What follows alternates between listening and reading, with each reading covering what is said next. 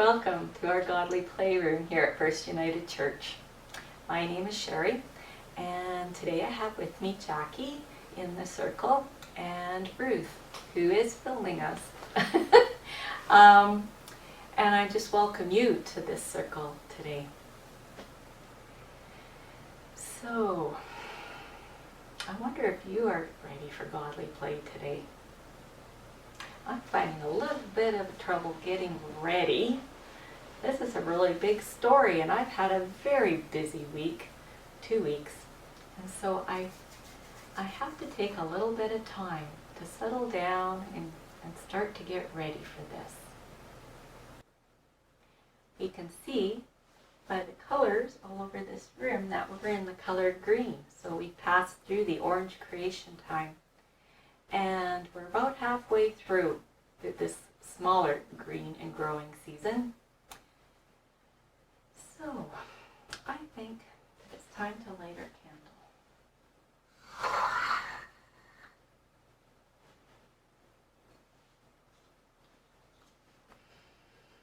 Once there was someone who did such amazing things and said such wonderful things that people began to follow him.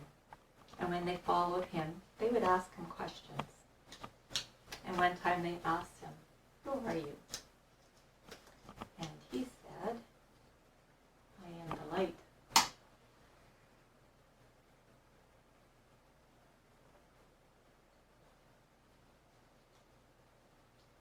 a beautiful light today. Just like it's light outside today. It's a sunny day today. It might not be when you see this, but when we're filming it, it is. After a very dull and gloomy day yesterday.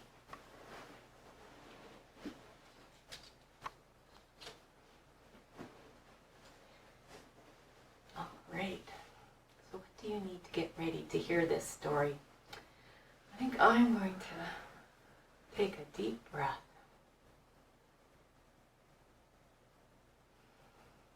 My ready position,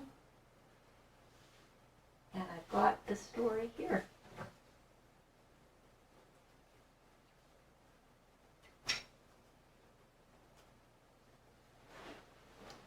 And we have our desert box. This is the desert. The desert is a dangerous place. There's no food or water. People can die in the desert. When the wind blows, the shape of the desert changes. You can lose yourself.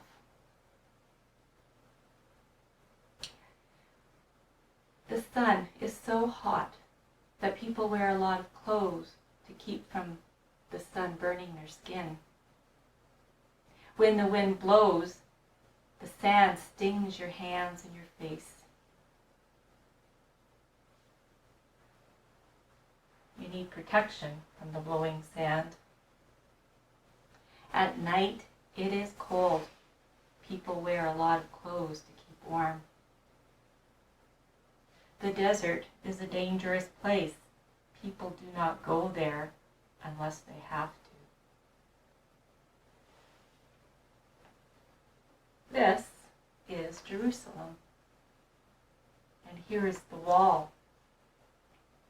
Inside the wall is the temple that the people built for God.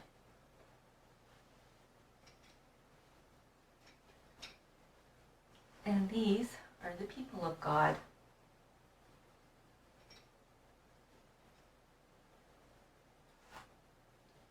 People knew that God was in the temple, but they also believed that that was the only place where you could pray to God.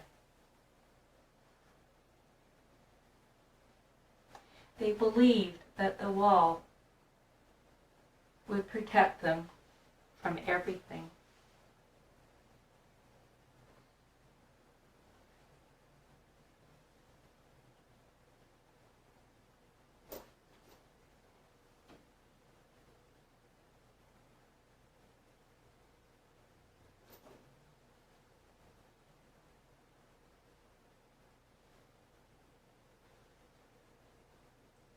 then the Assyrians came. They attacked the city. It was a terrible time. People fought. Some people died of starvation. Then, finally, they went away. But then, the Babylonians came, and they did not go away. Their king wanted Jerusalem for himself. They tore down the wall, and they burned the temple. They took many of the people away.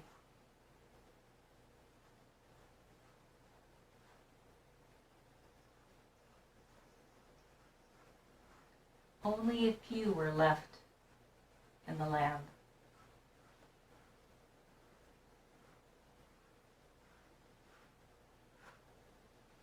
As the soldiers led them away, they looked back at the burning city and thought they might never see it again.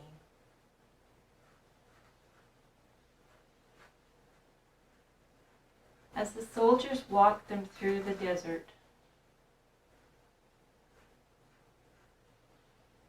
they had to do what the soldiers said. They had to go to bed when the soldiers said. They had to eat what the soldiers said. They had to do what the soldiers said. They had to go where the soldiers said. And they had to go to bed when the soldiers said. They grew weary, and some died.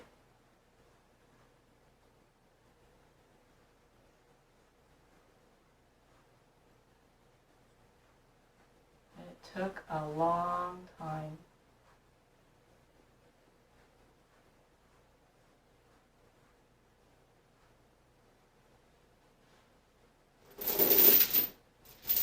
They were in exile. They could not go home.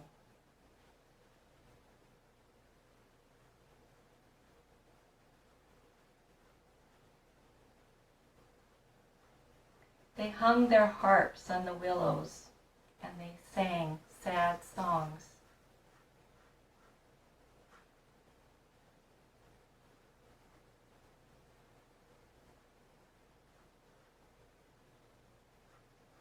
They dreamed of Jerusalem and the temple, but they could not go there. They even turned to Jerusalem and they prayed.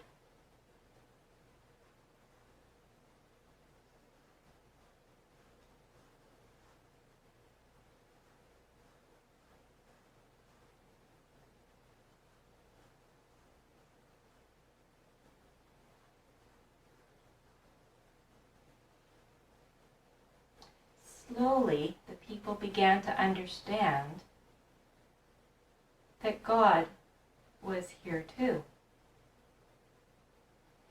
They could feel God's presence when they gathered to read the scriptures and to tell the old stories and to pray.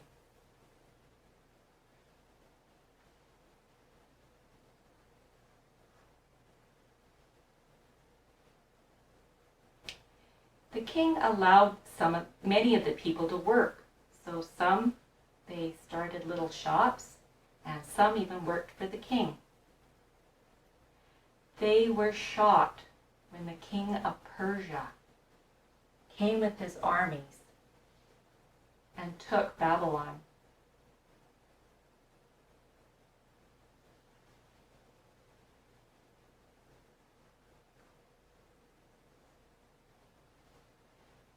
The new king, he allowed some of the people to go back.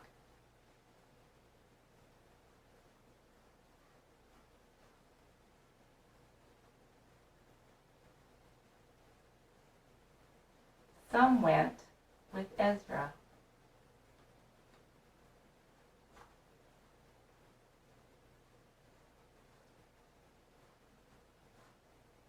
And they began to rebuild the temple. Later, more were allowed to leave. And they went with Nehemiah.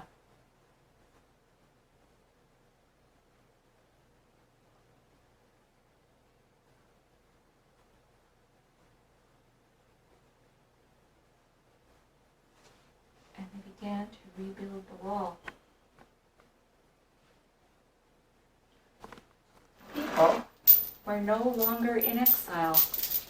They could go home. But do you know what happened? Not everybody went home.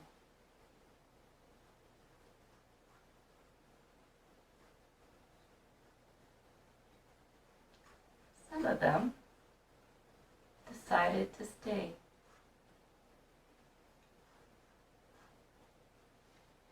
Because they had learned that God was in this strange and foreign place too.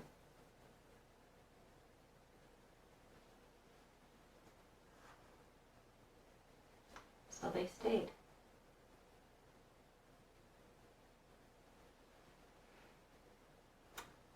So, I wonder what part of this story you liked best.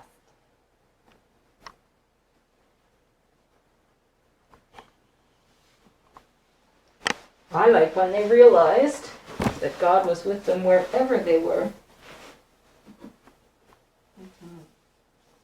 Even all the way over, far, far away in Babylon, they weren't alone.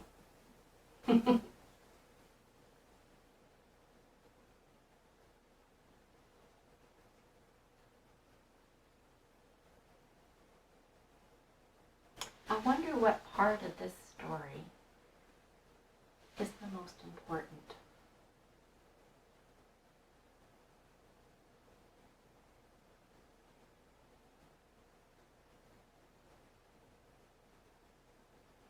Maybe it's the same thing. I wonder if they knew that God was with them in that exile journey, right? When they had to do everything that the soldiers said. And it was long, and some people died, and yeah. Maybe they didn't know then. Or they forgot. Or they forgot. A long, long way. A long way, and they were so sad. Yeah. I'm not sure it's a part I like, but I remember standing in the parking lot with people watching this building burn. And so that line about they turned back is a very poignant one for me.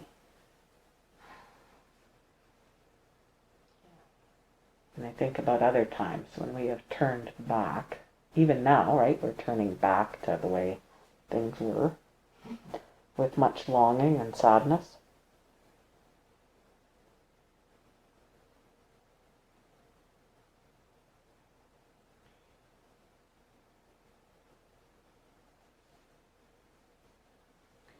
I wonder if there's a part of this story that is about you, or where you might be in this story.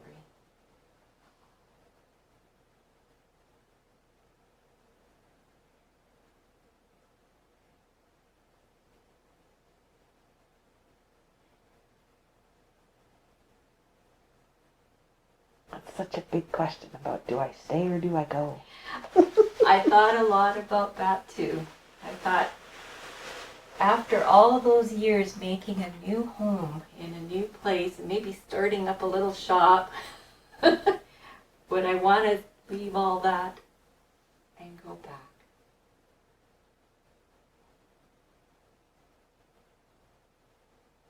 Or even why some people got to leave, to stay, right? Like what did they have a special job, or did they hide from the soldiers, or Maybe. I don't think it was very easy in that case to stay behind.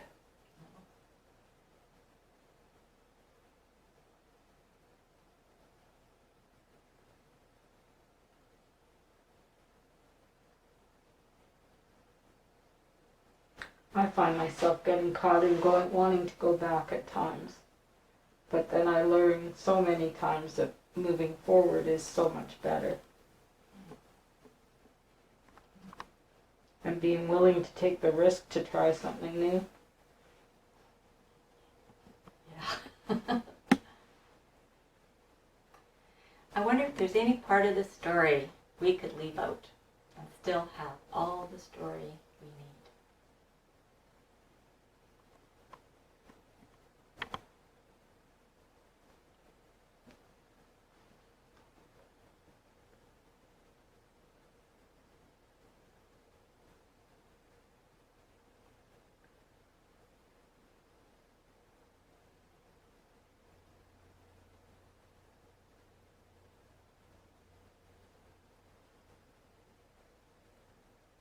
I guess I wonder what the chains are in our life.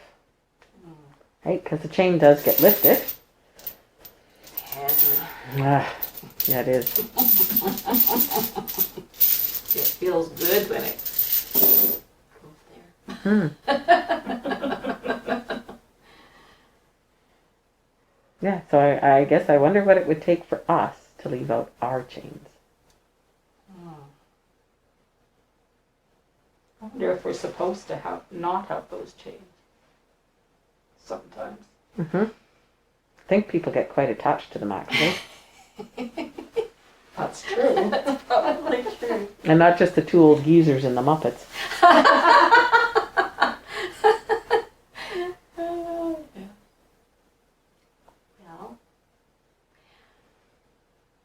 Well, I'm going to put the story away now. And while I do that, you can think about what you might want to do for response time today. So if you want to stop the video, you can do that and get your response materials ready. And, or if you've already got them ready, then that's great. So, I didn't tell you what these were. They're the rivers, the Euphrates and the Tigris River. Two very important rivers. And this, the city of Haran, the city of Babylon, and of course, the people of God.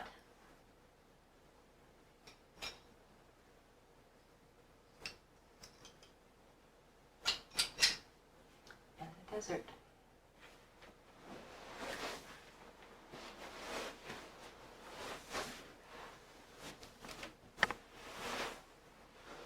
Well, I will get my response ready today.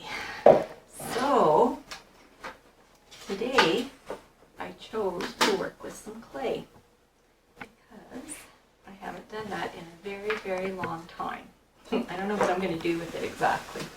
But let's just see what happens. It feels good. It's nice and soft. I think it's new.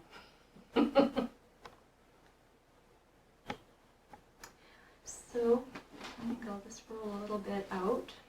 And I guess what I'm thinking about is the story.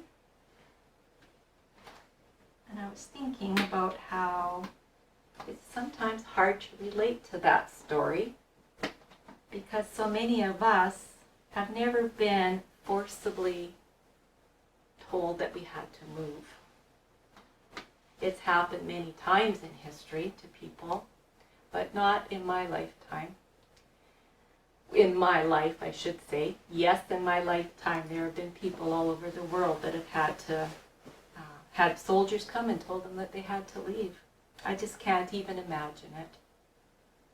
All the times in my life when I've moved, it's been my choice. Although it's still hard sometimes to move, because you know you're going to miss. You're going to miss where you were before, even though you're excited about where you're going. There's always lots to miss. I know when I left my home, where I grew up, to go away to the city, to go to school, it was hard to leave the farm. Nobody told me I had to. A little bit different.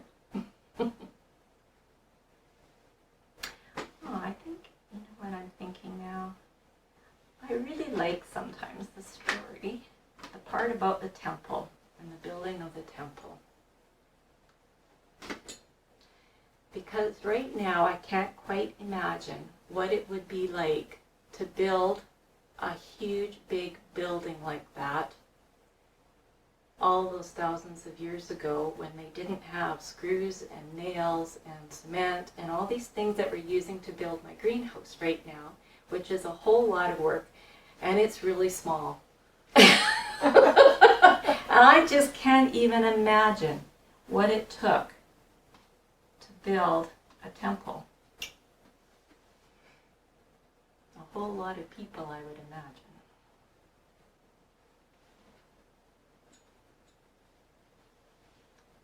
I'm not really sure what that temple would have looked like, if it would have looked sort of like a castle or just a big stone building, or I'm not sure.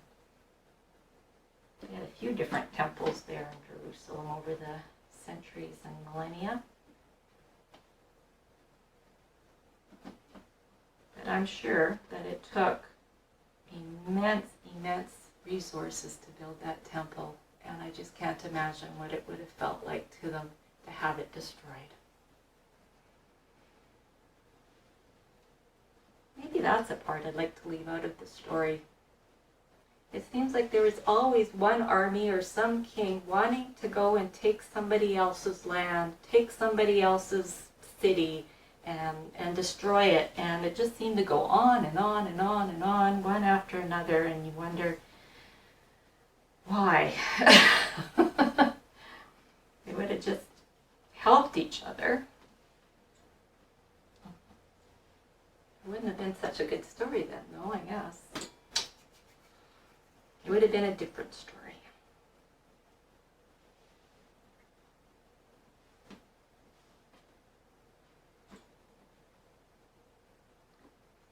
Well, it looks like I had enough clay to build the base.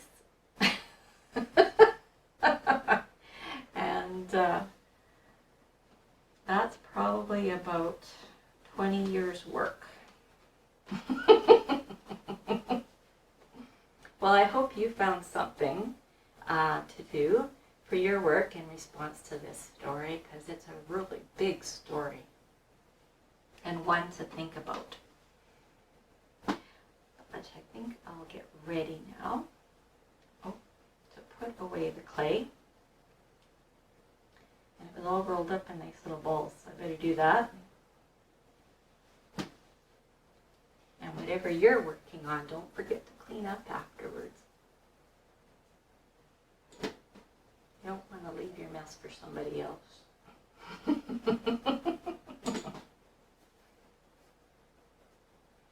While I'm putting this away, you can think about your feast and what you might like to have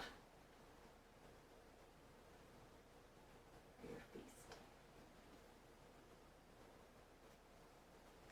And I am going to put this away and wash up, and I'll be back.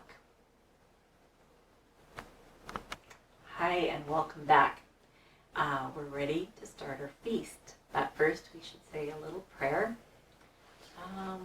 So each of you can think of something you're thankful for as well. Today I'm going to say I'm very thankful for our homes and for the things that make it feel like home, and those people that make it home, and for God being there wherever that home might be. Amen. Great. I'm going to clean my hands.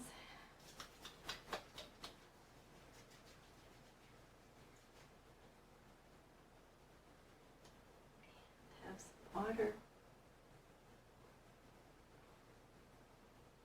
We take it so for granted, but imagine how much those people in the desert walk in here would have loved a glass of water.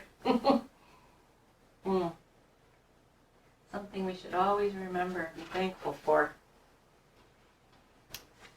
And today I just have a little piece of bagel.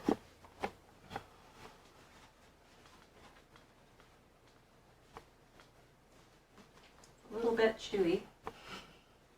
So I think think before I put it in my mouth, I'm going to ask you a question because it's going to take me a while to chew this. So I wonder if you've ever had to leave your home.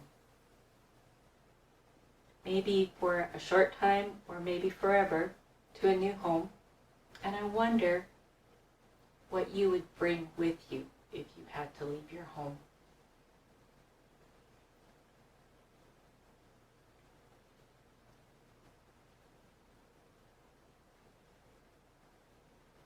We've moved lots.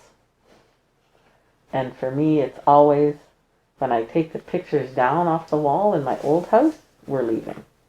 And when I put pictures up in my new house, this is home. Doesn't matter how many boxes there are or aren't left, right? For me, there's something about having my beauty on the walls around me that says this is my space now.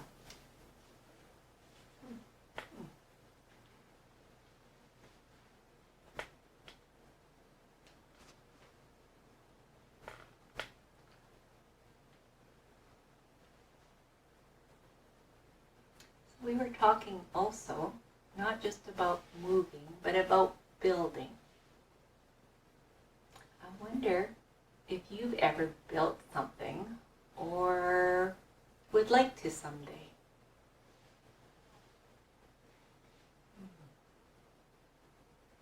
I've had to build lots of Lego things with friends at work, and it's been lots of fun figuring out how those pieces will stay together.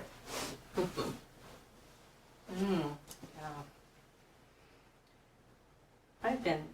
I have a building project going on. I can't say I've done a lot of the building. I'm not much of a carpenter. But I help a little bit wherever I can, but I'm getting a greenhouse built. And that's very exciting. I've wanted one for about as long as I can remember. So the foundation is built. It didn't take 20 years. Just felt like it. And it's coming along. And tomorrow we'll do more work on it and maybe we'll get some sides up. But I'm looking forward to it and hopefully it'll be ready for the spring when I put my new plants in there. And I'll start some herbs and vegetables and if it's ready. In Canada or in Alberta, you never know what the weather's going to be like. So building projects in the fall are always an unknown. But someday I will have it. Sometimes you just need patience.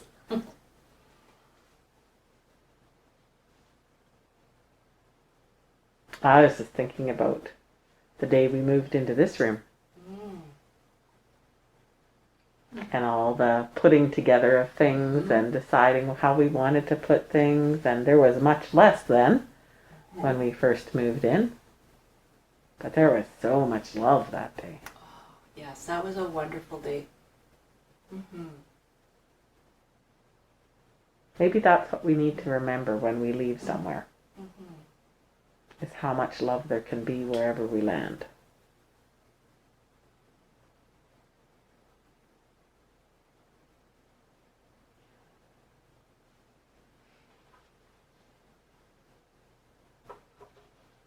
That was a nice bagel. It's definitely a chewy one.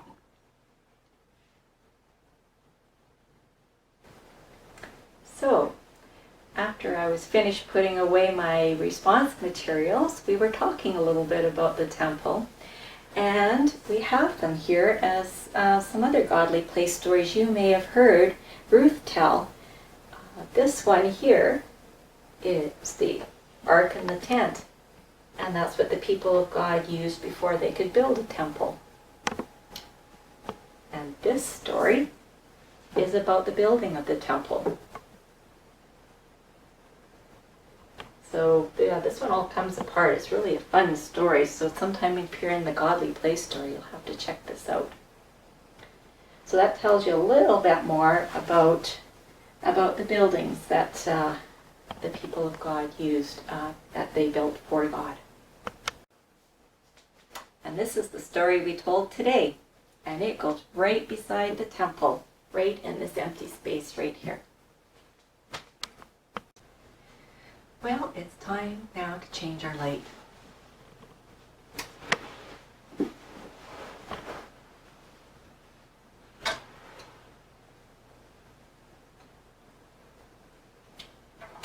Our light that's been shining through our whole story today has just been in the one place.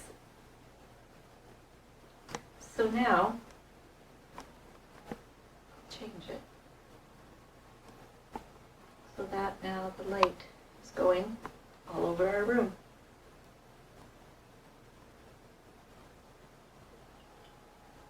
And it's still there even though you can't see it.